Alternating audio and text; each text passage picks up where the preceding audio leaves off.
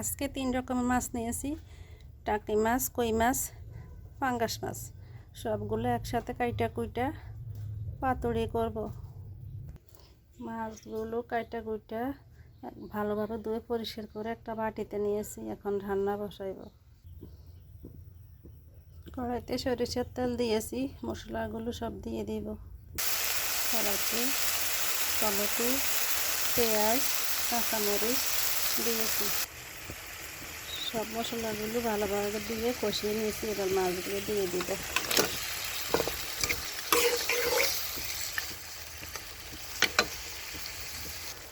মাছ ভালোভাবে কষিয়ে নিয়েছি।